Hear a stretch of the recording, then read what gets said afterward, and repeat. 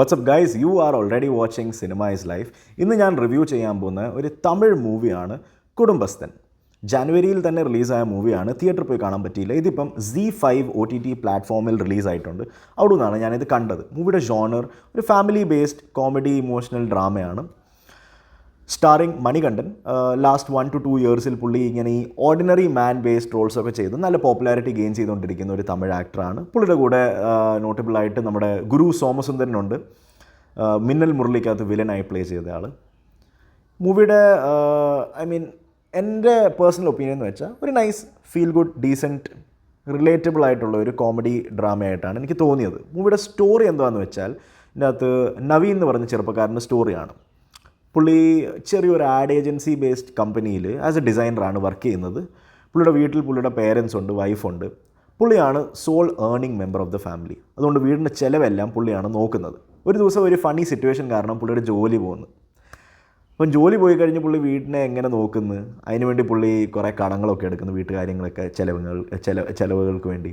പിന്നെ അതിൻ്റെ കൂടെ പുള്ളിക്ക് പുതിയൊരു ബിസിനസ്സൊക്കെ തുടങ്ങണമെന്ന്. അപ്പം പുള്ളി ചെറിയൊരു ബിസിനസ് തുടങ്ങാൻ വേണ്ടി പിന്നെയും കടം എടുക്കുന്നു. അങ്ങനെ ഈ കടങ്ങളെല്ലാം കൂടുവാണ്.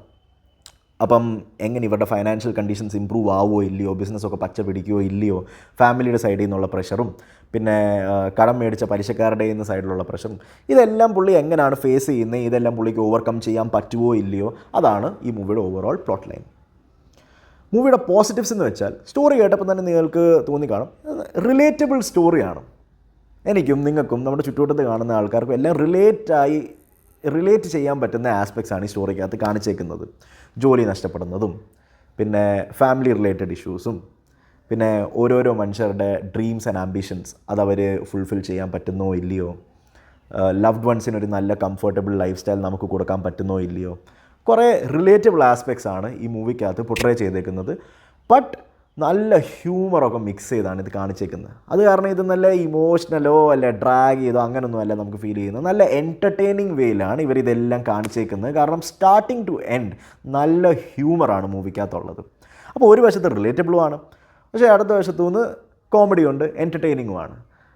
That's why I feel that I was hooked from starting to end.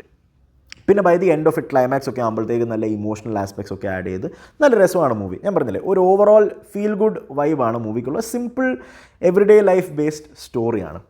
Second positive എന്ന് വെച്ചാൽ ഈ മൂവിക്കകത്ത് കുറേ സോഷ്യലി റെലവൻ്റ് ആയ ഇഷ്യൂസ് നല്ല എൻ്റർടൈനിങ് വേയിലാണ് പൊർട്രേ ചെയ്തേക്കുന്നത്. സിമ്പിൾ ഇഷ്യൂസാണ്.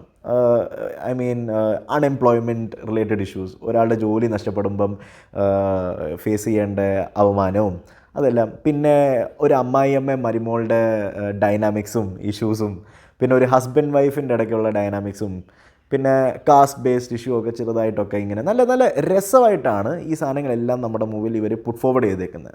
That adds to the entertainment aspect. പക്ഷേങ്കിൽ ഇതൊക്കെ കാണുമ്പോൾ നമുക്കൊരു ഒരു ലെസണും കിട്ടും.